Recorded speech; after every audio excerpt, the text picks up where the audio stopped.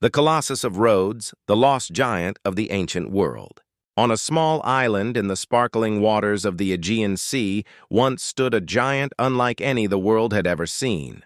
The colossus of Rhodes, a massive bronze statue of the sun god Helios, was one of the 7 wonders of the ancient world. But today, nothing remains of it. What was this colossal figure? Why did it vanish? And why do we still remember it after more than 2,000 years? The world of Rhodes. To understand the Colossus, we must first picture Rhodes in the 4th and 3rd centuries BCE. Located at the crossroads of the Aegean and the Eastern Mediterranean, Rhodes was more than just a small island. It was a wealthy maritime power. Ships from Greece, Egypt, and Asia Minor stopped at its harbors. Its people thrived on trade, diplomacy, and naval strength. In 305 BCE, the island faced a great threat. The mighty king Demetrius Poliorcetes, son of one of Alexander the Great's generals, laid siege to Rhodes. His forces were vast, his war machines legendary. Yet against all odds, the Rhodians resisted. After a year of fighting, Demetrius withdrew. The victory was extraordinary, and the Rhodians wanted a monument worthy of their triumph. Building the Colossus. So they turned to Charis of Lindos, a renowned sculptor and pupil of Lysippos, who had been Alexander's official portrait artist. Charis envisioned a statue unlike anything the Greeks had ever attempted, a bronze figure of Helios, god of the sun, protector of Rhodes. The construction began around 292 BCE. Imagine the scene. Furnaces blazing, bronze being melted and cast into plates, workers hammering and shaping the metal. Inside, an iron skeleton gave the statue its strength. Stone blocks were stacked to anchor its core. Slowly, over 12 years, the Colossus rose higher and higher until it towered more than 30 meters into the sky, roughly the height of a modern 10-story building. For comparison, this was taller than any statue in the ancient world. Even the famous statues of Zeus at Olympia or Athena at the Parthenon paled in size. The Colossus was a marvel not just of art, but of engineering. The wonder of the ancient world. When the statue was completed in 280 BCE, it immediately became a symbol of freedom and resilience. Sailors approaching Rhodes would have seen its gleaming bronze surface catching the sunlight. Ancient writers tell us it dazzled the eyes of travelers. The Colossus did not straddle the harbor, as later myths suggested, but it likely stood on a solid base near the city walls.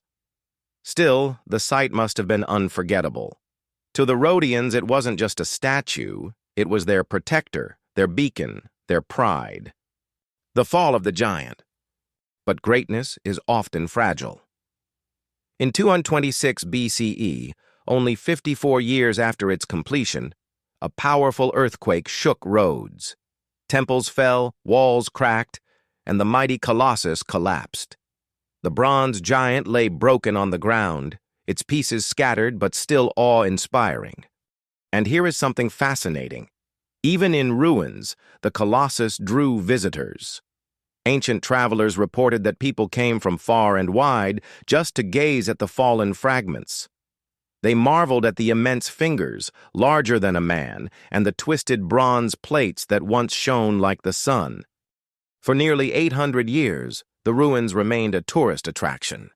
Imagine walking among those colossal pieces, touching the cold bronze of what was once the pride of a nation. The final disappearance. In the 7th century CE, after the Arab conquest of Rhodes, the remains of the statue were sold as scrap. According to chroniclers, it took 900 camels to carry away all the bronze. Whether that detail is true or exaggerated, the result was the same. The Colossus of Rhodes was gone forever. And yet, it was never forgotten. Medieval travelers, Renaissance artists, and modern historians have kept its memory alive. It remains one of the 7 wonders, even though we have nothing but descriptions and our imagination to reconstruct it. Myths and modern dreams. Over time, legends grew. Some imagined the Colossus straddling the harbor with ships sailing between its legs. Though impossible from an engineering perspective, the image became iconic. In modern times, architects and artists have even proposed rebuilding the Colossus as a cultural landmark for Rhodes, though none of these projects have yet come to life. What survives is not the statue itself, but its meaning. It symbolizes resilience, the power of a small island to stand tall against mighty empires. It represents human ambition, the drive to build something greater than ourselves. And it speaks to imagination. Even in absence, it continues to inspire. Closing reflection. So the next time you hear of the Colossus of Rhodes, remember this. Though it may be gone, its shadow still looms over history. A reminder that human creations may fall, but the ideas they embody endure. Follow me for more stories like this.